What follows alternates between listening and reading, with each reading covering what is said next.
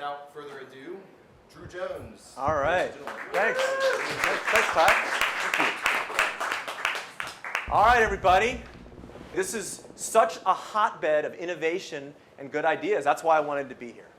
So this is the chance to talk a little bit about what we've been up to at Sustainability Institute. And I want to just give first, I'm going to give you the big picture context. So pardon me for the professor time for a second before we get to play a little bit. The context here is sustainability. And in short, I think of it as 6.8 billion people. How many Earths? All right, one Earth. So that's just, I think that's the challenge. The opportunity side of sustainability, of course, is 6.8 billion people who I think in their heart of hearts want sustainability. They want a world that sustains life on Earth indefinitely. We are Earth, it is part of us, this is what we all want. So we have this great opportunity to tap innovation and a lot of the creativity and kind of bring out the best of the aspiration of lots of people.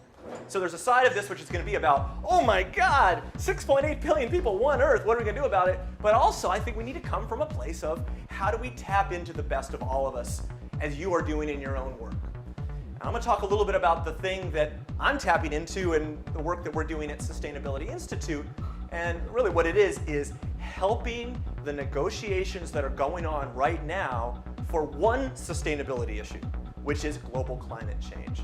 We have a simulator that the US State Department, the folks who are the special envoys who are going to Copenhagen, Jonathan Pershing and Todd Stern were the people who were appointed to do it.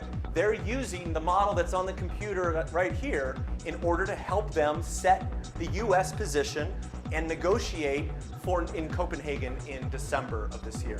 So I'll say a little bit about where I'm coming from. I'm part of Sustainability Institute. We're a 10-person not-for-profit organization. The main approach that we use is just learning. And when I say learning, I mean how can we accelerate our ability to respond to the changes that we see. When I say we need to invest in our capacity for learning, I mean faster response, getting ourselves together to do something about it. And when I say learning, I mean building the capacity to take effective action. The way that we go about this approach of learning is really we're focusing on using simulation models. And the reason we're doing that is climate change is being driven by decisions that were made a long time ago and play out over the next century in ways that our brains just don't handle really well. We need tools to help us play out how these complex systems are going to work. So we use simulators. So the models you're about to see, we publish the equations for anybody to adapt. We publish the interface so that any of you guys who are web developers could make your own interface. And we publish them online so that they can be translated into different languages. So I'm going to show you some of those simulators. So this is a mathematical model which is going to play out for us different scenarios for what we do to address climate change. On the left here are 3 different parts of the world. The blue line is the richest countries in the world: United States, European Union, Japan, South Korea, Australia, Canada, Russia. Those countries, their emissions of carbon dioxide. This is the stuff from burning coal, oil, and gas that's going into the atmosphere, that's collecting, that's warming the Earth. So those countries are responsible for 74% of all the emissions that have ever been created. Anyone have a sense of what fraction of the population is responsible for that 74%? 30, it's 20, it's right 20. Here's the red line. Who's the red line? India, China, India, Indonesia, Brazil, the emerging economies, which is about half the global population. This is 30% of the population. These are the people most vulnerable to climate change. Island nations, Africa, much of Asia, South America. If this all plays out, here's where it's going to go. Growing into the future.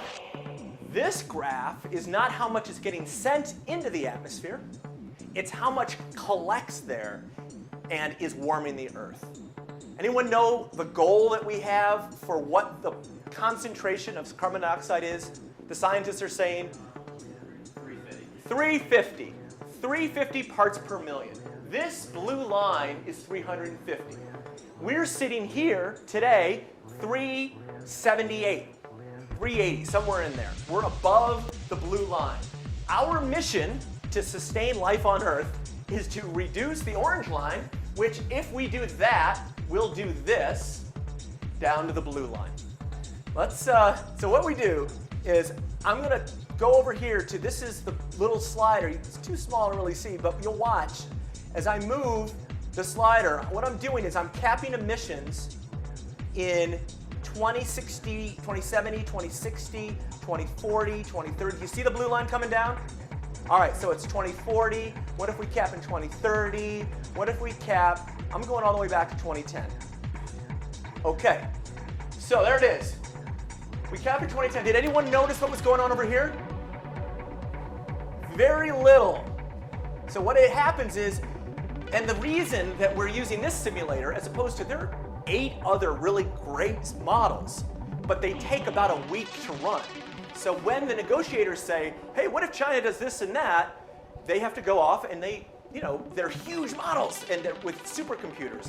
What we're doing is to take those huge models, replicate the key parts of them in a much smaller model, more aggregated model that captures the same behavior.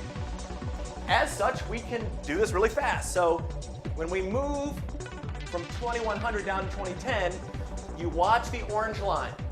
This is the marginal net contribution if the developed world were to stop growing its emissions now. So here we are, 2020. It grows till 2020, then it's flat, and then we're aiding at about 650 parts per million if we cap then. Let's do the same thing with these developed world. What's actually happening?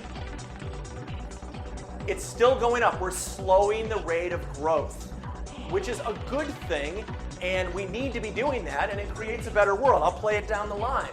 This creates, instead of 4.5 degrees centigrade temperature increase, it creates, what is this, 2.9, like 3 degrees. The red line is global temperature going up. The blue line is if we all cap emissions. We would have temperature pass a goal of 2 degrees centigrade, which is the green line. We would pass that over the next couple decades. This makes things better. It's easier to adapt to a world that's warming blue fast instead of red fast. And what we're going to actually do is start reducing. It's basically about 5% a year, or 6 or 7. If we start reducing 5% a year every year, starting as soon as possible. Let's do this right. That's not right. All right. What that gets us, so what this says is, okay, we're going to cap emissions, they're going to grow, and then they're going to start falling to get reductions, get emissions down. That actually succeeds at leveling emissions around 450 parts per million. What else do we need to throw in the mix? Anyone know I just reduced fossil fuel emissions? What are the other emissions?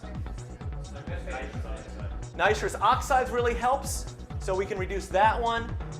See this N2O index, so we can reduce that. That actually doesn't reduce carbon dioxide levels, but it's another greenhouse gas. What is the other source of carbon dioxide?